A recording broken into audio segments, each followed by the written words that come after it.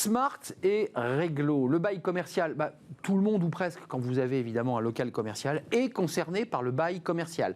C'est un sujet éminemment compliqué et en général, je sais que vous ne lisez pas les bails commerciaux, ça fait 52 pages. Il y a des tout petits textes et des petits alinéas et on va essayer d'y voir plus clair avec Céline Blanc, experte en droit du patrimoine chez SVP Information Décisionnelle. C'est intéressant le bail commercial. D'abord, pour commencer, c'est quand même un sujet éminemment compliqué. En général, on ne les lit pas. On signe en bas, j'ai signé mon bail. Exactement. Il faut le lire. Il faut le lire, il faut être vigilant sur les clauses parce que c'est en général quand il y a un problème qu'on se reporte sur le bail et qu'on se rend compte qu'effectivement on a accepté des clauses parfois défavorables aux locataires, c'est souvent le cas. Et il faut savoir aussi que parfois les locataires n'ont pas trop le choix. Quand c'est un bailleur institutionnel et qu'on a besoin d'un local, on accepte parfois des clauses qui vous sont défavorables parce que c'est ça où vous n'avez pas de local. Les clauses défavorables, c'est quoi par exemple? Qu'est-ce qui peut être défavorable? Alors il faut être vigilant sur les charges, la répartition des charges parce que c'est souvent quelque chose malheureusement qui est important. Il faut être vigilant sur les clauses de dérogatoire au statut protecteur du locataire dans le bail commercial. Il faut savoir que le bail commercial il a une durée légale, mais que le bailleur peut vous proposer une durée plus longue. Alors on se dit tant mieux. J'ai un bail plus long que 9 ans, c'est parfait. Mais en fait, derrière cette durée plus longue se cachent des choses compliquées pour le locataire, puisque ça peut permettre au bailleur de faire échec à des règles protectrices, justement, pour le locataire. Donc, il faut bien vérifier sur sa durée, qui est 9 ans maximal, mais qui peut être dérogatoire. Non, c'est 9 ans minimum. Minimum, voilà. Mais dérogatoire pouvant... Mais on peut toujours faire plus. C'est-à-dire que ça doit être minimum 9 ans. Ça, c'est la base. C'est d'ordre public et on ne peut pas y déroger. On ne peut pas prévoir un bail commercial d'une durée inférieure. En revanche, c'est un minimum, donc on peut prévoir plus. Par contre, si on prévoit un bail d'une durée supérieure à 9 ans, attention, il y a beaucoup de conséquences très importantes pour le locataire, puisque un bail d'une durée supérieure à 9 ans permet au propriétaire de déroger au statut protecteur du locataire, à savoir le plafonnement des loyers. C'est ça, donc il peut déplafonner son loyer. Voilà, et deuxième chose importante, a la faculté pour le preneur de résilier de manière triennale son bail. Si le bail a une durée supérieure à 9 ans, le propriétaire peut, par une clause contractuelle, dire je vous empêche de partir par exemple au bout de 3 ans et je vous impose un bail ferme de 6 ans. Un bail ferme, ça veut dire que même si j'ai trouvé un autre commerce, un autre restaurant, je suis quand même encore obligé de payer mon bail. Tout à fait. Donc je paye 2 locations. Tout à fait. Un sujet, parce que je sais que ce sujet vous est arrivé sur la table chez Information Décisionnelle, sur votre table d'ailleurs, dans votre bureau, sur des commerçants qui disaient mais attendez, moi il faut que je renégocie mon bail. J'ai aucune rentrée financière, je pense aux restaurants, aux cafés et à certains commerces évidemment qui étaient non essentiels. Mais en même temps, le bailleur dit il faut payer. Ça a été un sujet épineux quand même pendant toute cette année-là. Ah oui, là, c'est avec le confinement. Là, vous avez eu du travail. Là, on a eu du travail, oui. Alors malheureusement, tout ce qui est crise Covid, ça a effectivement été très compliqué pour les commerçants, puisque s'ils ne rentraient pas dans ce qu'on avait déjà vu, c'est-à-dire s'ils ne rentraient pas dans l'éligibilité du fonds de solidarité, non seulement ils devaient payer le loyer, mais ils étaient potentiellement expulsables, puisque ne rentrant pas dans le fonds de solidarité, le bailleur pouvait engager la clause résolutoire du bail pour défaut de paiement de loyer. Et virait son locataire, donc son commerçant. Voilà. Il y a eu des cas comme ça ?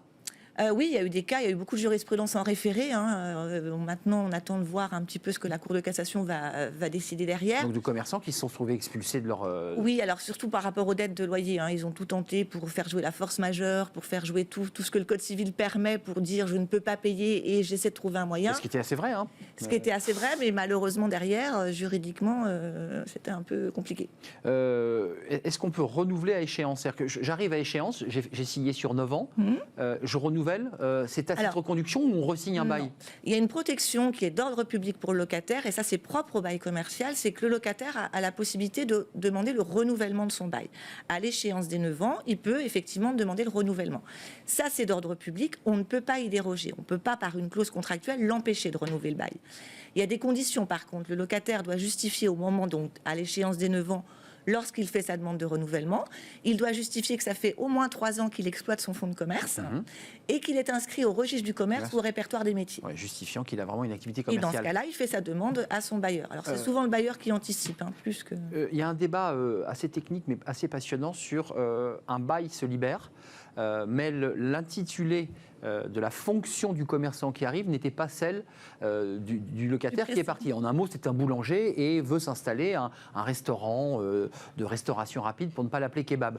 Est-ce que le propriétaire peut refuser ou il est dans l'obligation d'accepter Alors non, dans le bail commercial, il y a une spécificité, c'est que le bailleur loue pour une destination particulière. Donc voilà. Voilà. Donc je loue mon local pour une activité de restauration. Le locataire en place, s'il veut céder son droit au bail, parce que c'est souvent en cas de cession de droit au bail, parce qu'il veut cesser son activité, il cède à un tiers. Le tiers, normalement, doit respecter la destination des lieux loués. Alors, soit il fait donc se tourner vers le propriétaire. Voilà, donc soit il fait une activité complètement différente, et là, il faudra de toute façon l'accord du bailleur. C'est ce qu'on appelle la déspécialisation totale. Par contre, si c'est une activité connexe... Alimentaire, par exemple. Voilà, par exemple, restaurant classique, mais ça va être de la vente à emporter, ou boulangerie qui fait de la pâtisserie. Là, on considère que ça peut rentrer dans une activité connexe, et dans ce cas-là, normalement, le bailleur ne peut pas s'y opposer. Vous qui observez l'évolution de ces baux commerciaux, il y a quand même beaucoup, dans les grandes villes, notamment à Paris, certains qui considèrent que le bail est trop élevé. Des loyers de plus de 10 000 euros minimum pour certains, parfois 15 000.